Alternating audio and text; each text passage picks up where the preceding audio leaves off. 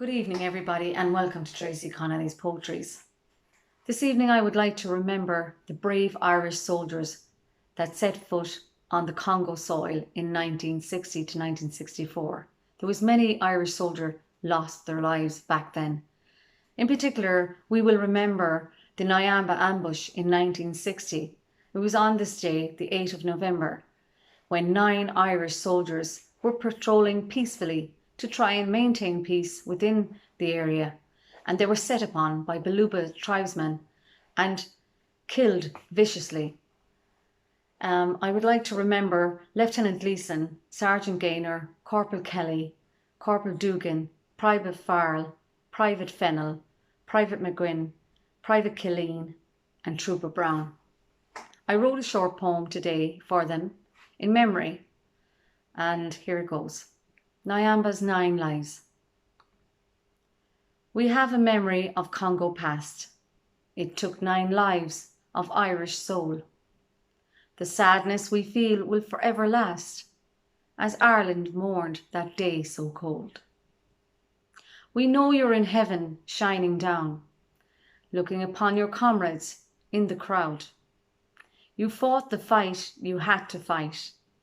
Now rest easy within the light.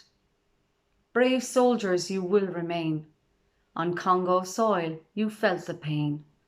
Today's a remembrance of your duty done, and to praise you all as Ireland's sons.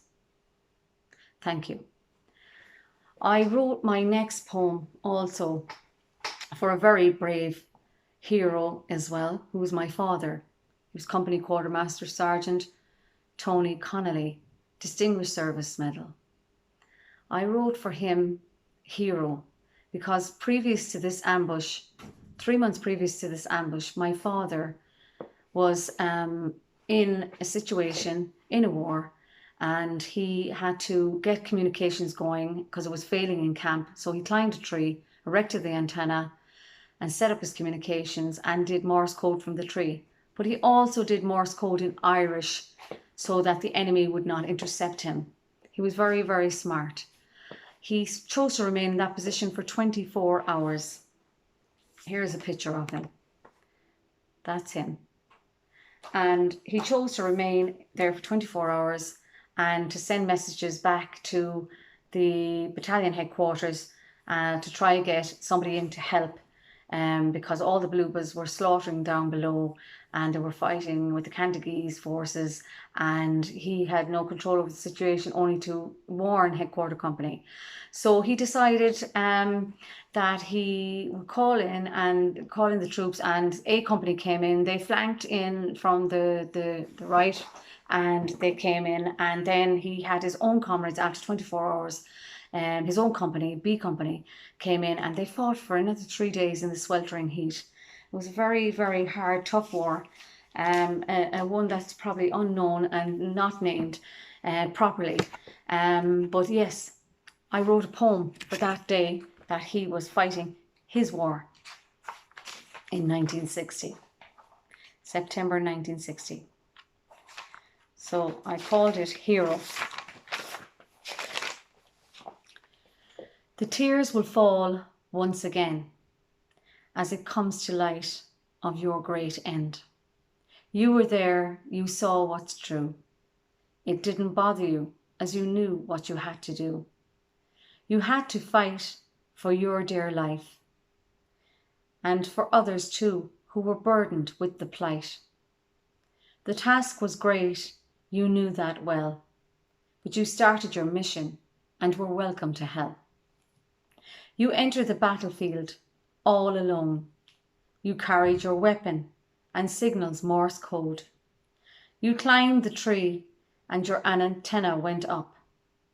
It was then you knew you would never give up. You thought of the women, the children, the troops. The Morse code was flowing.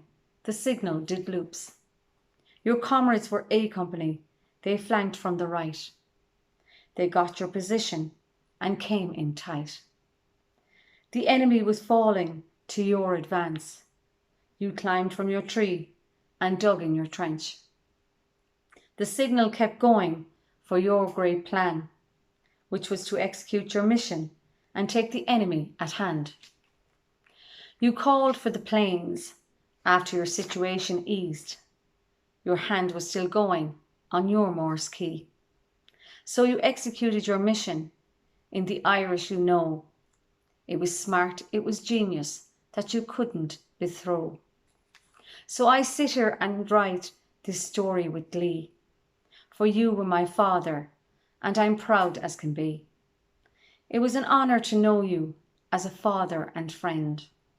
A hero, they now call you at your great end.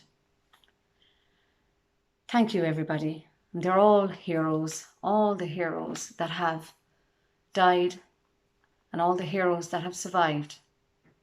They're all heroes. Thank you for your time, and thank you for this evening for listening to Tracy Connolly Poetries. Until next time, I'll see you soon.